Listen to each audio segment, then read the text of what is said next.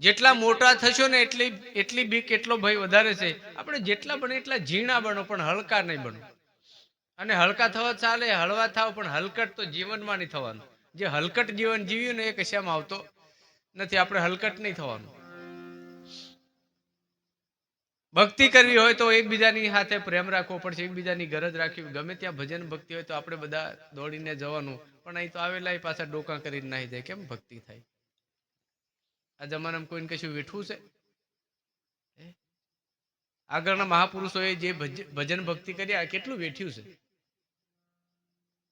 કોઈ 10 વર્ષ તપ કર્યું, કોઈ 15 વર્ષ તપ કર્યું, કોઈ અઠવાડિયું તપ કર્યું, કોઈ 50 દાડા તપ કર્યું, કોઈ 12 મહિના તપ કર્યું. અને આપણે 2-4 કલાક બેહવાનું હોય તો આપણાથી બેહી નહીં હકાતું. તાલી પાડવા કેતો હોય તાલી હરકી આપણી પડે.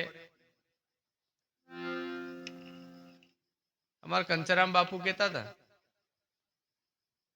બીજાની સંભળાય કઈ વાંધો નહીં, પણ આપણને પોતાને સંભળાય એટલી પાડો તોય ઘણી છે ને. જે દાડે પોતાને સંભળાશે ને સાહેબ, એ દાડે જ ઈશ્વરને સંભળાશે. બાકી બીજાને સંભળાવવામાં આ જગતમાં દોડાદોડ કરશો ને કોઈ દાડ નહીં મેળ પડે. જ્યાં સુધી આપણે પોતાને ના સમજાય ત્યાં સુધી એ માલિકની વાત આપણને ઉતરે નહીં, ત્યાં સુધી ઈશ્વરનું ભજન થવાનું.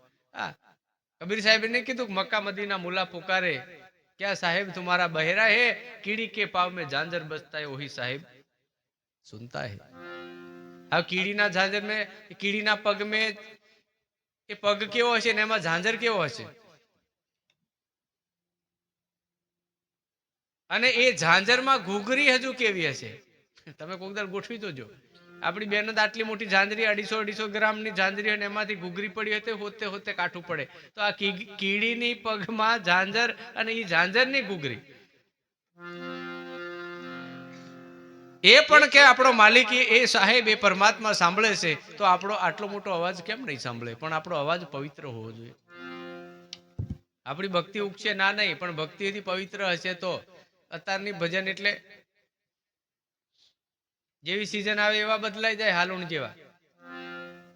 ડેટકા ખબર તમને? વહરાત પડવાનો હોય તો કેવી ભાષા બોલે, અને વહરાત પડીને રહી જાય પછી કલર બદલી કાઢે, ભાષા બદલી કાઢે, સાલ બદલી કાઢે વહરાતની તૈયારી. અને પેલા તે હાલુણ તે હેવા, જેવો સમય આવે એવા બદલાય. એટલે આપણે આ હાલુણ જેવી ભક્તિ કરવાની.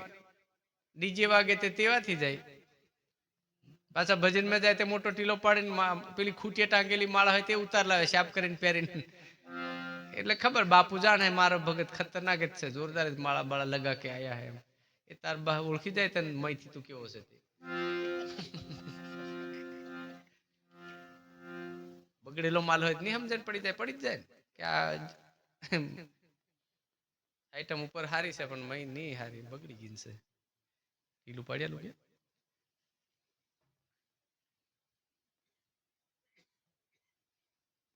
ઢીલા પાડવા જ પડે ને મારે.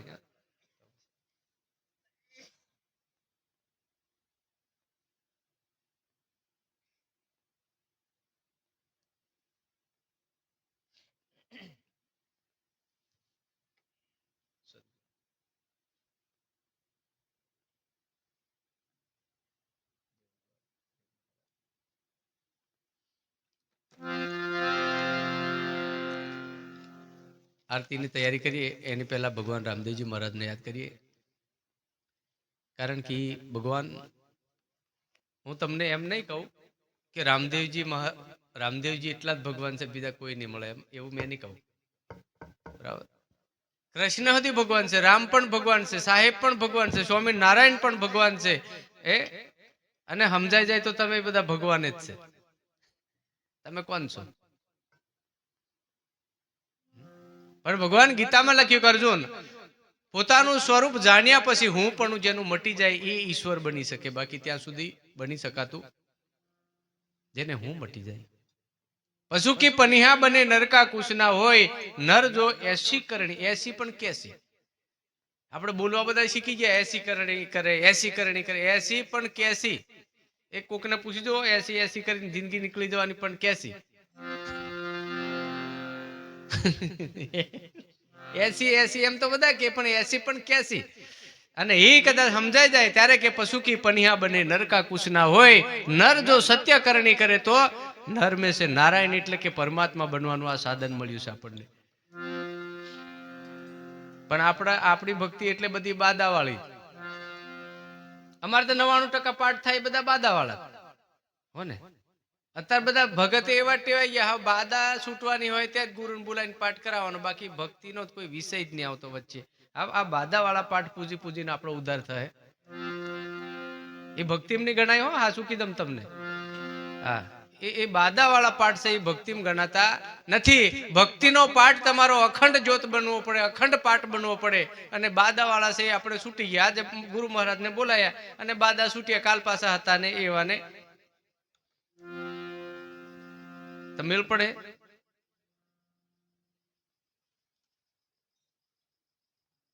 આજે મહાપુરુષોનું એવું કેવું છે કે આ નિજ્યા ધર્મનો પાઠ છે ને સાહેબ, 4 યુગથી જેની રચના કરી છે ને એ પાઠના આધારે અનેક સંતો તરી ગયા છે. પણ આપણે એ વાતમાં હજુ ઉતરતા. આપણે કોઈને આત્માનો ઉદ્ધાર જ નહીં કરવો, આપણે પોતાના આત્માનું કલ્યાણ કરવું જ નહીં. હું ઘણી વખત કહું છું કે ભાઈ આત્મા અને જીવ અને પરમાત્મા એને આસમાન જમીનનું અંતર છે, ઓછું નહીં. જીવ આત્મા અને પરમાત્મામાં આસમાન જમીનનું અંતર છે. અને કદાચ તમને કોઈ સાસા સમર્થ સદગુરુ મળે ને ત્યારે નિરંતર બનાવી દે, પછી કોઈ અંતર રહેતું ત્યારે નિરંતર થઈ જાય, ત્રણે એક મળી જાય. દીકરી, વહુ અને સાસુ, કેટલું અંતર હે? એક બાજુ જન્મે ત્યારે આપણી નાની દીકરી હોય એટલે એ દીકરી હોય, અને ઈ પછી વહુ બને અને ઈ પાછી સાસુ થાય, તો કેટલું મોટું અંતર. પણ એક સ્ત્રીને સમજણમાં તમને પાછું આવે ને ત્યારે બધું અંતર મટી જાય, નિરંતર થઈ જાય. કારણ કે એકની એક લેબલ એટલા જ બદલાય છે, વ્યક્તિ બદલાતું નથી. હું બદલાય? દીકરી એક લેબલ છે. આ બધાનો કોઈનો જન્મ થતો જ નહીં, આ ઉપરથી લેબલો વાગે બધા, તમારે સમજી લેવાનું. એક છોકરું ભણવા જતું હતું ને ત્યારે છોકરાને સાહેબે પૂછ્યું કે બેટા તારા કેટલા વર્ષ થયા? તો કે મારા લગભગ 14 વર્ષ થયા છે. એમ તો કે તાર બાપાના કેટલા થયા? તો કે મારા બાપાના 14 જ થયા. ગોઠવજો તમે. તારી જન્મ તારીખમાં કેટલા? તો કે 14 થાય. તો કે તાર બાપાના તો ઈ 14 થાય. પેલો કે તું ગાંડો છે, કેવું છે યાર, કે તારા 14 ને તાર બાપાના 14. પણ સાહેબ ગોથા ખાઈ ગયો હોય, કદાચ આ વાતને સમજાઈ ગયો હોય ને, ત્યારે દીકરાને ધીરે પૂછ્યું કે આવું કેમ બને? તારા 14 ને તારા બાપાના સુધી 14 એમ કે કેમ સમજાય? ત્યારે કીધું કે મારા 14 થયા અને મારા 14 વર્ષ થયા તે દાડે મેં જન્મ્યો ને એની પછી જ મારો બાપો છે ને એ બાપો કહેવાય. બાકી પેલો એ કોકનો છોકરો હતો, સદગુરુ મહારાજનો એ કોકનો દીકરો જ હતો, એ બાપો હતો નહીં. એ મેં જન્મ્યો, મેં મોટો એટલે મેં જીદાડ જન્મ્યો એની પછી ફલાણાનો બાપો ચાલુ થયું, લેબલ વાગ્યું. બાકી એને પેલા એને કોઈ એનો બાપો કે કોણ એને બાપો કે? એ લેબલ વાગે. માં એક લેબલ છે, કાકો લેબલ છે, આ બધા જીવનમાં બધા લેબલ છે. અને તમે મેં તમારા ભીતરમાં જે રહ્યો છે ને એ આજ સુધી એવો ને એવો છે, એમાં કોઈ લેબલ વાગતું. માત્ર ને માત્ર આત્મા એ સત્ય સ્વરૂપ છે સાહેબ. એને આપણે પણ જીવ અજ્ઞાનતામાં જેને જીવન જીવે એ જીવ કહેવાય. અને ગુરુ ચરણે જઈને પોતાના સ્વરૂપને સમજે એ આત્મા, અને આખી જિંદગી ભક્તિ કરી અને પછી સત્ય સ્વરૂપને પામી જાય ને એ પરમાત્મા બની જાય, વાર લાગતી નથી. એવું બનવું હોય તો આપણે સાધુ સંતોની સંગતિ કરવી પડે. અને કંઈક જીવનમાં સાસુ જીવન જીવવું હોય ને તો સંતોનો સંગ કરજો, પણ વેઠવાનું ઘણું આવશે. લોકો જેવું કરે ને એવું લોકાલોક નહીં કરવાનું. મહારાજે અમને નહીં ક્યારનું કીધું? આવું આપણા બધા ઘણી ઠેકાણે પડેલું છે જ. હજુ આપણે ભક્તિ સાચી જગ્યાએ, જે જગ્યાએ, હા ગુરુ તમે બદલો ના, નહીં મારે હા એમ નહીં કેવું નહીં બદલશો, નહીં સમજણ પડે બદલો. કાં તો તમારા પોતપોતાના ગુરુને પૂછો કે ભાઈ મને જે સાચી રાહ નથી મળતી. મીરાબાઈએ 18 ગુરુ કર્યા, શા માટે કર્યા? ખાલી ડોબાવાળું બદલવા સારું નહીં કર્યા. 18 ગુરુ કર્યા એનું કારણ હતું. એની પાસે એનો મુદ્દો એક જ હતો કે મને મારામાં એક મીરા છે, એ કોણ છે એ સમજાતું નથી, એના માટે કર્યો હતો. તમને કદાચ ક્યારેક એવું થાય કે હું કોણ છું, હું ક્યાંથી આવ્યો છું, હું કોનો બાળક છું, મારે શું કરવું જોઈએ, એ વાત કદાચ મહાપુરુષોની આગળ જઈને રજૂઆત કરો અને એમને કદાચ ના ખ્યાલ હોય તો તમને સામે ચાલીને કે છે. દાસી જીવનના કેટલા ગુરુ? 24 કે 18 એના સુધી? બે માંથી કઈક છે, મને બહુ ફાઇનલ નહીં. મેં એમને એટલા ગુરુ કર્યા શું કારણ? અને જે દાડે સમૃદ્ધ ગુરુ સમજાયો ને સાહેબ, એ દાડે પાછા ગુરુ એક જ થયો. કોઈ દાડે એટલા 18 કે 17 કે 16 હોતા નથી, એક જ ગુરુ. પણ એ ક્યારે? પોતાની સમજણમાં આવે ત્યારે. પણ આપણે તો ગુરુ બદલે એટલે શું કરવા બદલે ખબર? આપણે ડોબાન જેમે પૈસાની બરાબર આવતા, પાકતું ની બરાબર. ગુરુ કરજો ને સાહેબ, જ્ઞાન માટે કરજો. કે મારે પરમાત્માને મળવું છે તો એ પરમાત્મા ક્યાં મળશે એના માટે સાસા સદગુરુની ખોજ કરજો. બાકી અને બીજું બતાડે એ સદગુરુ હોય જ નહીં. અને સદગુરુ મળે ને તે દાડે તમારી ને ઈશ્વરની બેની પહેચાન સિવાય બીજો કોઈ માર્ગ બતાવે નહીં. એ સદગુરુ કહેવાય. બીજું નહીં બતાડે. પછી તમને બે નો જ મિલાપ કરાવશે, ત્રીજા નો નહીં. ત્રીજું બધું મુક્ત કરાવે, બધું જ મુક્ત કરાવીને તમને મૂળ સ્વરૂપમાં જોડવાની કોશિશ કરે. એનું નામ સદગુરુ છે. બાકી આ ધરતી પર ગુરુ તો બધા છે જ, આપણે કોઈને ના કહેવાય. અજમલ રાજાને પેલા પૂંજારીએ ઈશારો કર્યો, તમે બધા જાણો જ છો ને. એમાંથી શું શીખીએ આપણે? કોમન આખી જિંદગીથી આપણે કહીએ છીએ અજમલ રાજા કે તપ કરીને પછી ભગવાન શંકર મળ્યા, આકાશવાણી થઈ કે તું દ્વારિકાધીશના દર્શન કરવા જા, યાત્રા કર. મેં હમણાં યાત્રા કરીને આવ્યો, હરિદ્વાર માં ગયેલા 10 દાડા જેવું જવાનું. કદીક જવાથી નહીં, કદાચ કડીક. ગંગામ નાયો, ગોમતીમ નાયો, ભીતર મળવા મેલા મેં ક્યાં કરું. નાવાની રીત ના સમજાય તો શું કરવાનું? અજમલ રાજા સુરમુના લાડુ બનાવીને લઈ ગયા. સુરમુના ત્યાં જઈને થાળી ધરી ભગવાનની મૂર્તિ આગળ. તમે બધા જાણો છો ને, એ તો બધા ઇતિહાસ જાણતા હોય. થાળી આગળ ધરી ભગવાનને કે લો જમી લો, લો જમી લો, તમારા માટે સ્પેશિયલ લાવ્યો છું. અડધો કલાકથી જો હાથ દુખી ગયા, કશું લાડવો ઉઠાયો ને આગુ પાછું નથી, એટલે પાણીની જારી હતી ને એ આમ જોર કરીને ઠોકી કાનફટિયામ. કોને ઠોકી? પથ્થરની મૂર્તિને. અને પૂંજારી જોઈ રહેલો એટલે કે શું કરો છો ભાઈ તમે રાજાજી? કે કેટલા ભાવથી મેં આટલે સુધી એના માટે લાડુ લઈને આવ્યો અને ખાતો નહીં.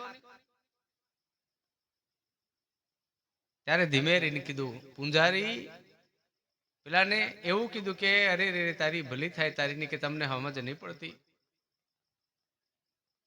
કે તારે લાડુ જમાડવા હોય તો આ ગોમતીની અંદર ડૂબકી માર,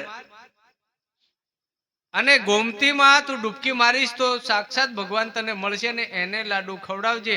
બાકી અહીં છે એ આ પથ્થરની મૂર્તિ છે, આ કઈ લાડુ ખાતી નહીં. અને એ ટાઈમે અજમલ રાજા જયારે ભૂસકો માર્યો ત્યારે ભગવાન કે સોનાની દ્વારિકાની અંદર માથે પાટો બાંધીને બેઠેલા હતા. ત્યારે અજમલ રાજાએ પ્રશ્ન કર્યો, પ્રભુ બહાર તો સંસારમાં કદાચ દુનિયા ગમે તેમ કરીને કોઈને મારકૂટ થાય તો કોઈ મારી જાય, આ અહીં મય ગોમતીમાં કોણ આવ્યું તમને મારવા કે તમે પાટો બાંધ્યો? ત્યારે કીધું મારો લાડીલો ભગત હતો ને એ મને માથામાં જારી મારી. કોણ કીધું? ભગવાન કીધું. આ મુદ્દો આપણને ક્યારે સમજાય? આપણને પૂંજારી એટલે કદાચ કોઈ સાસા સદગુરુ મળે અને જ્ઞાન ગંગાની ગોમતીમાં જો કે ડૂબકી મારવાનું આપણે મારી દઈએ ને તો અંદર પરમાત્મા મળે ને મળે. પણ એ આપણાથી થાય? આપણે જો હોદીએ છે પણ બીજે હોદીએ છે. બાકી ભગવાનનો વાસ તો બધે જ છે. કદે નિમળે એવું કહેવાય નહીં, આ ખોટું છે એવું આપણે કોઈને કહેવાતું નથી. પણ એની સમજણ માતા ભગવાન ગીતામાં કીધું ને કે ભાઈ ભૂતમાંથી માંડીને મહાદેવ સુધીમાં મારા સિવાય બીજું કોઈ છે નહીં, પણ જેને જેવું ભજન કરે ને એને એવા દર્શન થાય. ભૂતની ભક્તિ કરો તો ભૂત યોનીમાં જ હોય હો. અને આપણા આ વેમમેથી બહુ ભક્તા બધા બગડી જાય ને વરસનભાઈ, વેમમેથી ફલાણો નડે, પેલો નડે, ઠેકો, તું બધા નડે છે, બાકી તને કોઈ નડતું નહીં. તને કોણ નડે? આ જંગલનો રાજા સિંહ અડધી રાતે એમ એમ એમ એમ ચાલતો હોય, એટલો બધો મસ્તી મેં ચાલતો હોય, એને ખોકડું સુધી નહીં ભૂખતું, ભૂકે. હાથી આવે એ બધી ભાળીને નાહી પડે ઉભી પૂછડી, કાનો ભરો નહીં. કેમ કે સિંહ છે સાહેબ, એને એને કોઈના બાપની બીક લાગતી નથી. તો તમે કોણ છો? તમને તમને હાની બીક લાગે એમ કહું? કરકીંડું નીકળે તો ઓ મારી બાપા કરતા જાય, રવા દે. હું આ તમારાથી ભક્તિ થાય સાહેબ એમ કમે ભલભલા ભગત પાર.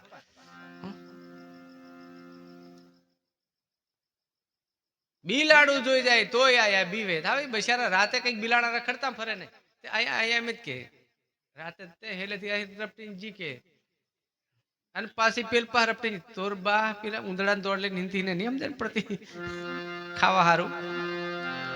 ઉંદડા રાતે જ નીકળે ને બિલાડી પણ રાત્રે જ નીકળે. તે એલી ઉંદડા દોડ લઈને હિંતી ને પેલા જણે ડાકેણ આપણું ખાવા આવે. તમને કોઈ નહીં ખાય, તમને કોણ ખાય? અને ખાશે તો એકદમ કાળ ખાશે, બાકી બીજો તમને કોઈ ખાનારો આ ધરતી ઉપર. અને આ વેમ મેથી ઠાવકા નીકળી જવાનું. વરસનભાઈ આટલી મોટી મૂસો છે ને, હજુ થોડીક મોટી રાખજો, વાંધો નહીં. પણ તમને આ ધરતી પર સતાવા વાળો સદગુરુ મહારાજ જ્ઞાન આલ્યા પછી કોઈના બાપની તાકાત નથી ભાઈ.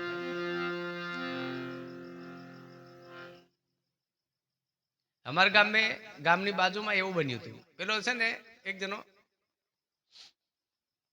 થોડોક પીધેલો, એટલે ગામ ઘર વાળાને બધાને છેતરે. અરે કે આજે તમારા ઘર મેં કે મેં એકલો ઉતરો કે પેલા ભીતડે ઘોડા દોરે ને, ભીતડામાં દોરે ને ઘોડા, અને ટીપણા પણ ભીતડે એ બરાબર હતા. પેલા ભીતડે ને આપણે પછી ફેરવી કાઢીએ એટલે ભીતરે. પેલા ભીતડે અને આ ભીતરે. પેલા કે છે ભીતડામાં જો અને ગુરુ કે છે ભીતરમાં જો, આટલો ફેર છે, બાકી છે બધું. અને આમાં નહીં સમજાય તો આથી ભીતડા જેવું છે સદગુરુ મહારાજ નો. પછી આને ભીતડું જ કહેવાય, આને ભીતર કહેવાય. કેમ કે ઈશ્વર નહીં દેખાય ત્યાં સુધી આને ભીતડું જ કહેવાય, કે પછી ભીતર છે એવું કશું કહેવાતું. પેલો રોજ હવાર મેં કે અરે તારી ને કે આજે કે મને આખી રાત હુવાઈ ને હું થીલા કે ઘોડા બધા આવે રપટે જ કે ભીતડામ થાવ કે ખાટલા વટી વટીને જાય ને કૂદીને પડે ને એમ. તો પાછો બીજે દાડ થોડીક દરોખડી લીજી નાખી કે આવે તો ખાય એમ. એટલે અમાર વરસનભાઈ જેવો એક જણો કારીગર હતો ગામમાં છે ને, એક જણો ઘોડું પાળી રહેલો. તે પેલું આજે જો ને પેલા હુવા દે ને લદોડું લાવીને બધું પહોંચાડે નાખી આવ્યો હો આમટું.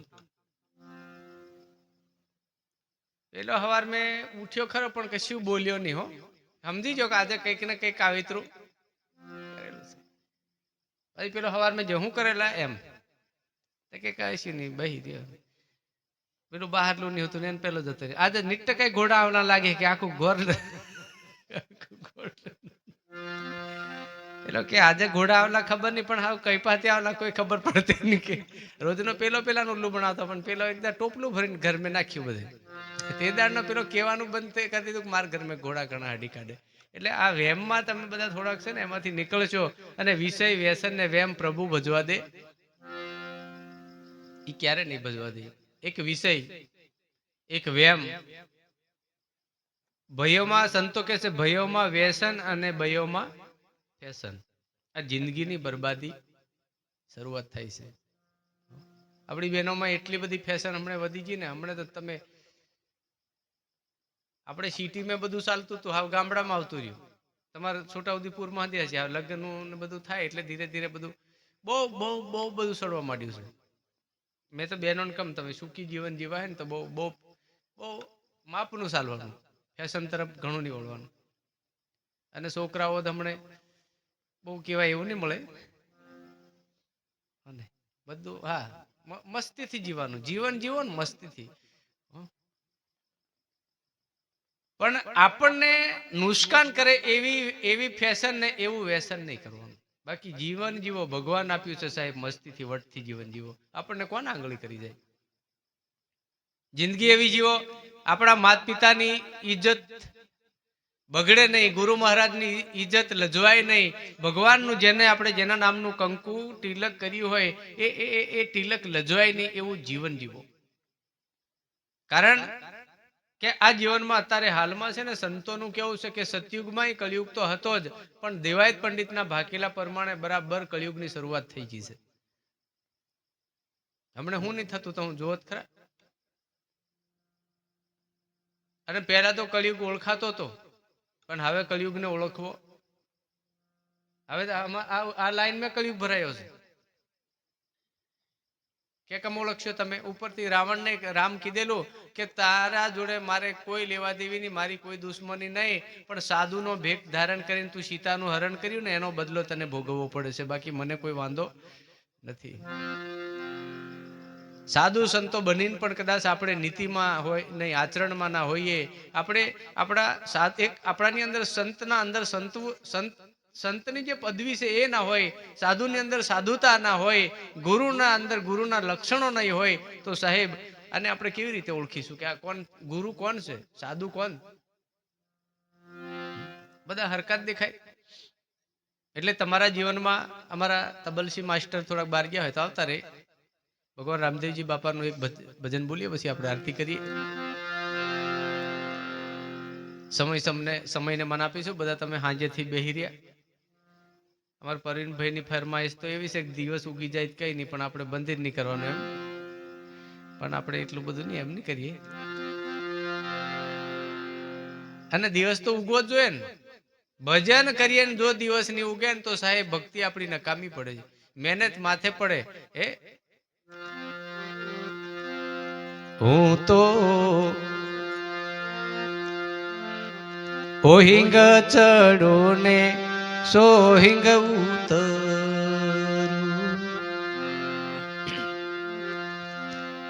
એ મારે સાવરે સોનાનો સૂરજ ઉગે, એ મારે આત્મા જ્ઞાની રે સૂરજ ઉગે.